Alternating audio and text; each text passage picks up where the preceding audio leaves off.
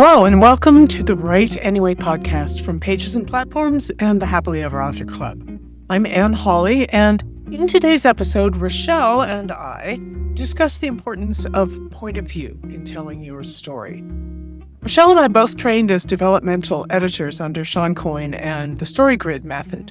Rachelle specializes in editing memoir. I work with fantasy, romance, and historical fiction authors. And both of us are endlessly interested in the question of point of view and narrative device.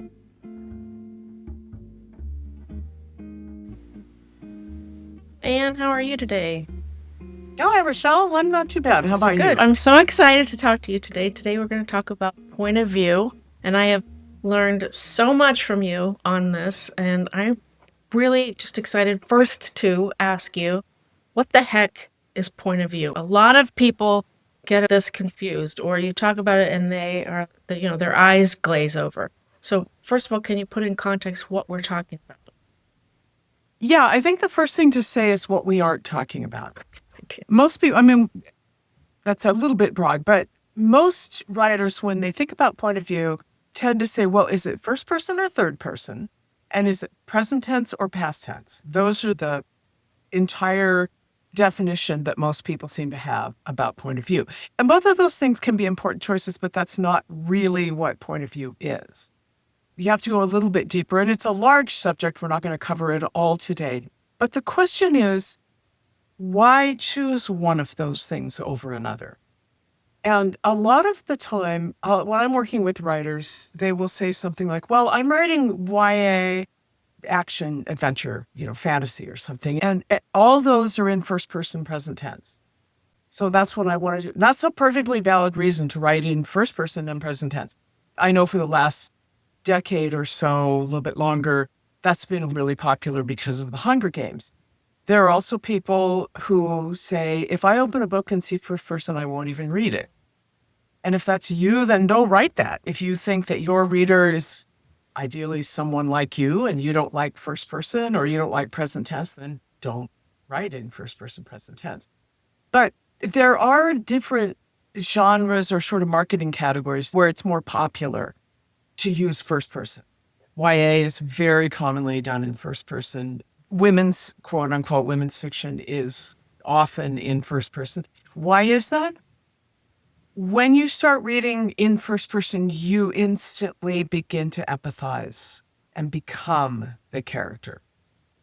So it's a choice that if you're telling, say, your story is a very character-driven internal story, say, for example, a validation story, a worldview, coming-of-age type of story, first person is often really effective because it draws the reader into that internal point of view, character's point of view, because it is in first person.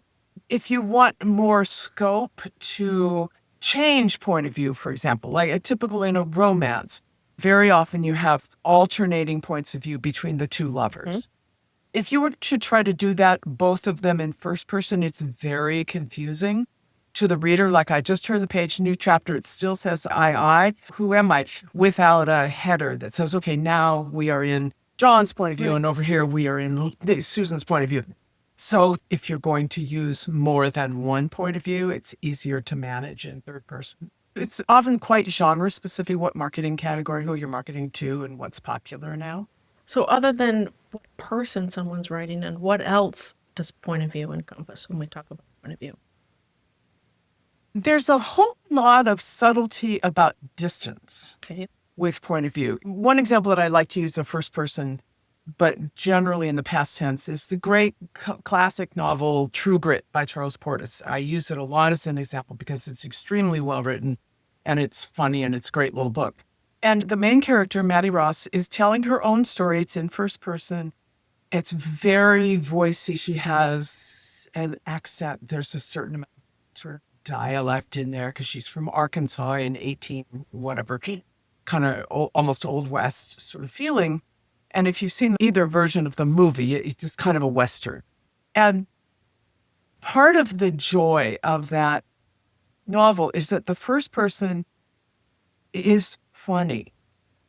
There's a lot of humor. It's not necessarily a funny point of view, but it happens to be in this case because she's very earnest and she's telling her story from looking way back on her life as an older woman, telling about the adventure she had when she was 15 or something like that, a young girl.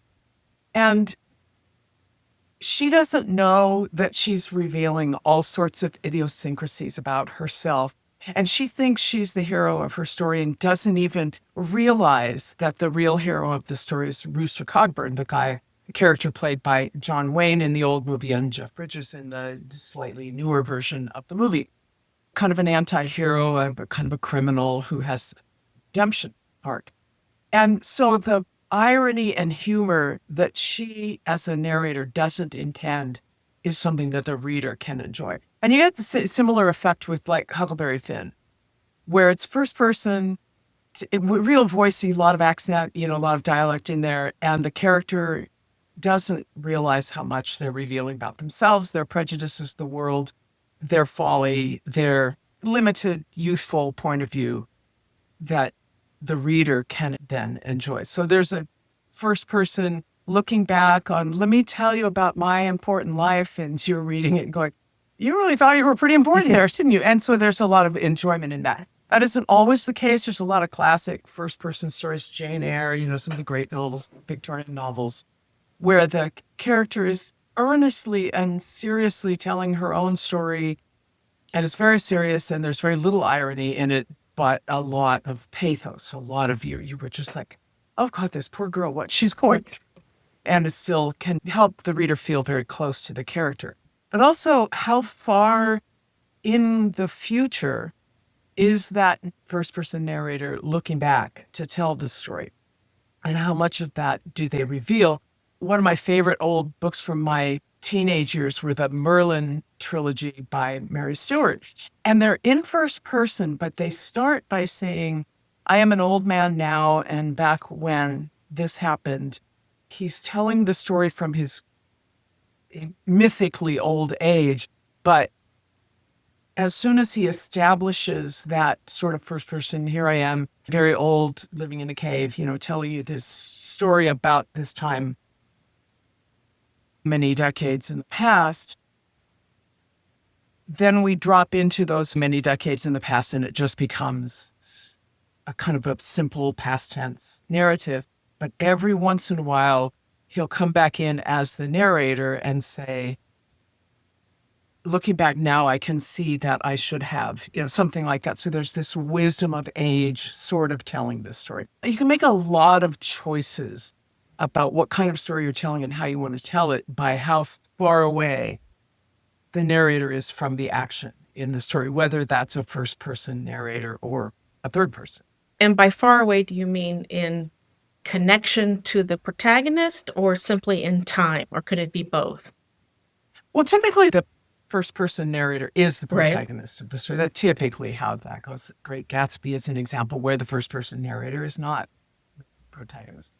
But how far away in time is typically the biggest question. How far back how much wisdom have I gained since the events of this story, which is going to have something to do with why I am telling the story, right? If it was later that same day, like a diary, like Bridget Jones's diary, she's telling her own story later the same day each day. She has no wisdom. She hasn't learned anything yet from having drunk too many drinks and smoked too many cigarettes that day. So you're kind of going along with her day by day, whereas Merlin telling the story from vast distance of age, you're getting all of the insight and wisdom of a very wise old wizard. So that choice of how far away in time is a big decision to make. Maddie Ross, True Grit, is coming from, having lived her life, having gone through this adventure, having been grievously injured and handicapped by the adventure. And so you don't know all this at the beginning, but that's the perspective from which she's telling the story. It's been a few years. Meaning the writer there needed to understand fully that this was an older woman writing the story of her younger self and to stay in perspective. Yeah, and I don't think, I've never read an interview with Charles Portis that said, this is what I thought about. I don't think it's always a totally conscious choice, but I think as writers, if we do give some conscious thought to why I'm choosing this point of view, it not only deepens the story, but it also helps you be precise in what you can logically describe and explain versus what couldn't possibly be there because this narrator couldn't possibly know that. So a choice, for example, the leaving first person behind and taking sort of more of a third person omniscient, where the narrator has the power to know what Anne is thinking and what Rachelle was thinking at the time, gives you as the author this huge amount of power to go into this mind and this time and that time and go over here and go over there in a different place. It also gives you this massive problem of choosing which one to move to and why, and how to signal it to the reader, and what does that do for your story. Very often I get a manuscript or a scene from a client where they clearly they want to know all things and have access to all information. And if at this point in the scene, I just need to switch over here and explain to you, the reader, why this is going on, that's not necessarily good storytelling. It's just tempting because, I'm the omniscient narrator, so I have access to all this stuff and I can put it all on the page. Well, you can, but should you? Is that good storytelling? Probably not. Then you get into this problem of way too much exposition. And I'm just the narrator, and dear reader, I'm going to explain to you everything you need to know before you can even turn the page. You got to know this and this. And when you have given yourself permission to write in third person, omniscient, it's real tempting to do that. And it's not generally considered good storytelling to overdo that. Yeah, if I hear a client say, well, what the reader needs to know, and I say, uh-oh, let's talk about that. Do they really need to know it? Is there another way to do it? So point of view includes who's telling the story, what point in time, and is there something else that point of view includes? Yeah, why? Why? Why is the narrator, who may or may not be a first-person character in the story, or maybe more distant from the story, why are they telling this story? And that doesn't need to be on the page. In fact, it probably shouldn't be. Dear reader, I'm telling you this story because they used to do that. 18th century novels sometimes had that kind of device, but we don't do that anymore. But you as the writer, I think, need to understand, at least have a feeling for why this narrator, this, let's say third person or first person narrator, is telling their story when they are, and who they're telling it to. Okay. One of the things that comes up for me, one of the real limitations of what was very popular with the Hunger Games, and I still see it quite a bit, is that first person present tense. Mm-hmm. There's a logical problem to me and to some readers, even though it's very immersive and you're right there. Now I'm running and now I'm, shooting my arrow and now I'm, you're right in it. It's like, who's she talking to? Right. How does she have time to stop and describe all of this? I personally have a little problem with that first person present tense thing, because is she running around with her phone dictating this whole story while she's having this adventure? But it was very popular because it's very immersive. And yet I find there is kind of a logic problem. Yeah. I think that's more common in YA for good reason. Kids are carrying their phones around, recording things as they go. The media they're consuming is somebody carrying their phone around, recording. I am doing, and that might be influence. That could very well be. And also there's that sort of immediacy of self-involvement with a younger character. Well, I'm so busy learning to live life that I am thinking, I'm narrating to myself all the time. And that is not, I am far from being a young adult, and I still narrate my own life to myself in my head. So it's not an unrealistic thing to do, but it does pose kind of a logic problem when you ask yourself, why is this narrator telling this story when they are to who are they talking to? Who are they explaining themselves to? And why is it important that the author has a general idea of who the narrator is telling the story to? Does it change what that particular narrator might be sharing? Yeah, I think the best way to think about it is, let's say you agree to meet somebody in person for the first time. Let's take it out of a dating situation. Just say, you've met someone online. You said, well, I'm going to be in town. Maybe we can meet for coffee. Okay. And so you've maybe exchanged a few Facebook posts or tweets or Blue Sky, whatever. And so you sit down with that person and you decide how much to reveal about yourself, how much to ask about them, what kind of exchange you're going to have. And you probably aren't going to explain, for example, your whole past, but you might go more into detail about your own story or past because it's in an area that you both have in common, because that's why you're meeting. So you're both writers.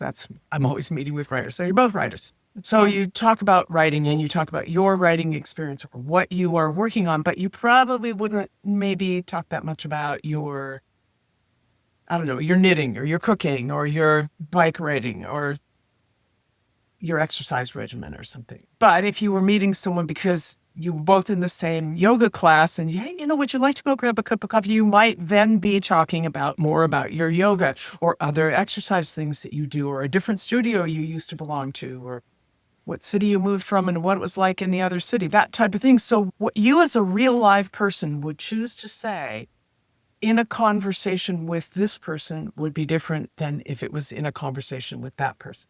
If you extract that back to the author, am writing the story from the perspective of a narrator who is talking to somebody, telling the story to somebody, that same consideration of what would they say to that person? Is she telling the story to her mother or to her daughter, for example? Very different things you might reveal in those situations. Is she talking to a future generation way down the line? Is she talking to someone she mentored? All of that it's worth thinking about as the author of the story. I don't think it needs to be explicit on the page, but here's why it matters on a line-to-line basis. When you as the author feel the temptation to just put a little more exposition because the author, am talking to you, the reader, and you need to understand, it's like step back and say, would that narrator reveal those things to that narratee, the person that they're talking to or telling the story to, that audience, at this point in those words? And the more you can sharpen that and say, this is the only thing they would say, they would withhold this would never be on the page, the better your reader's experience, the clearer your reader's experience will be. They will be following a single line of narration and a single story. And you are trusting the reader to, come on, follow along. You're listening in on this conversation. I'm not going to turn to you and explain it to you, but I want you to be able to follow this if you were listening, like you're sitting in the next seat on the airplane. And you're listening to this conversation. Can you follow this story? So there's a narrator and there's an author. And the narrator is generally more of a character. Can be. Than the author themselves sitting down to write. And what do I want to share with the reader?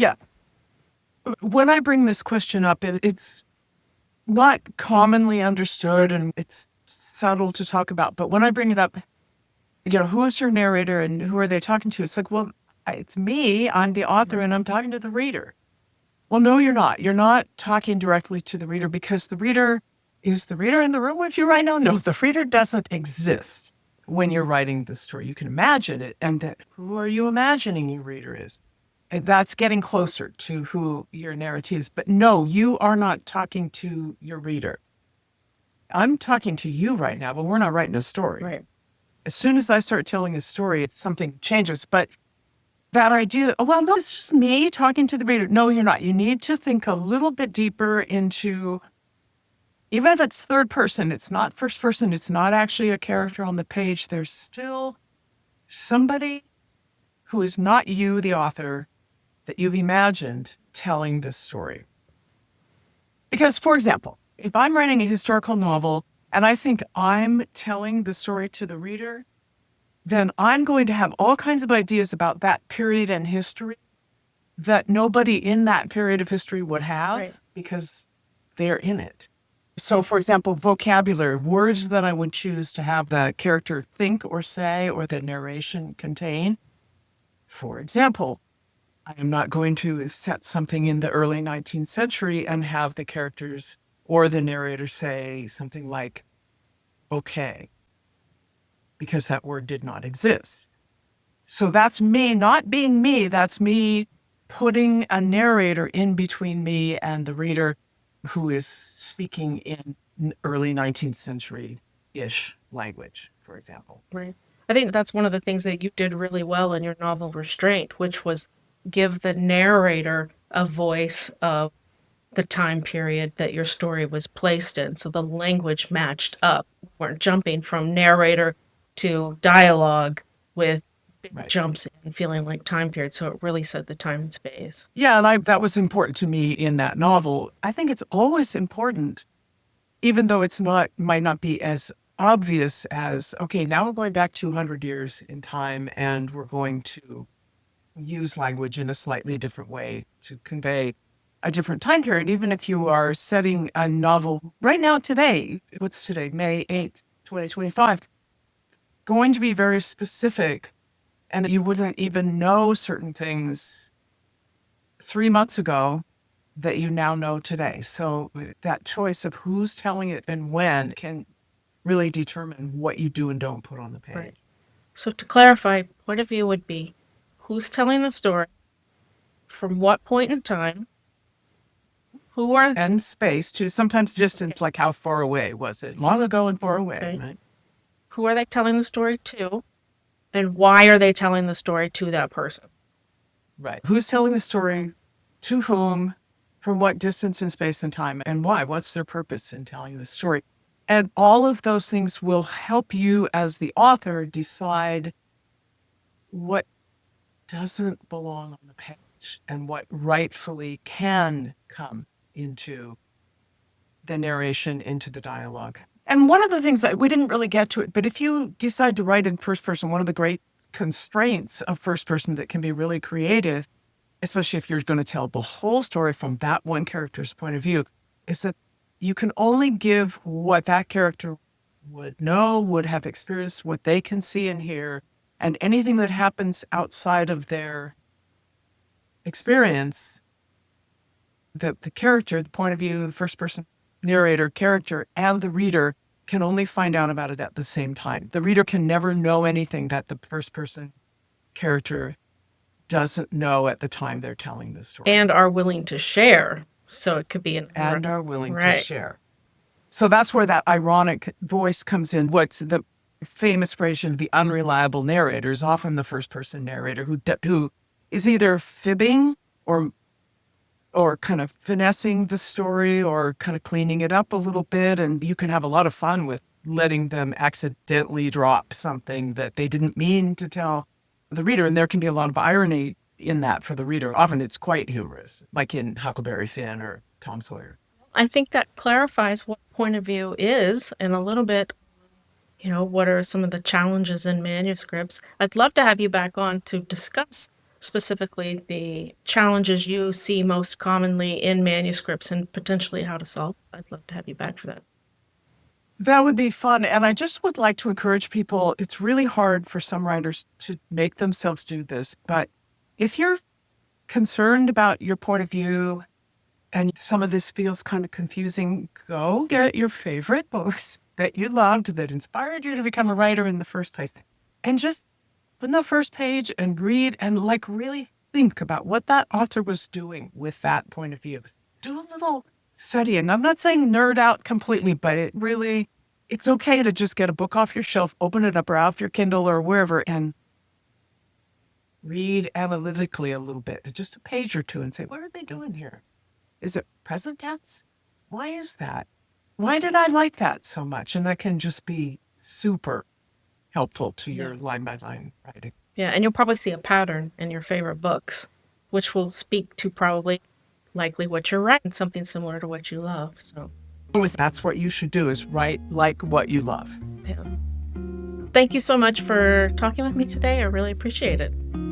Anytime. See you soon. You can find my queer historical love story, Restraint, on Amazon. If you'd like a weekly dose of writing insight and mindset and marketing tips in your inbox, subscribe to the Write Anyway newsletter at pagesandplatforms.com/subscribe. And that's it for this episode of the Write Anyway podcast. Thanks for joining us.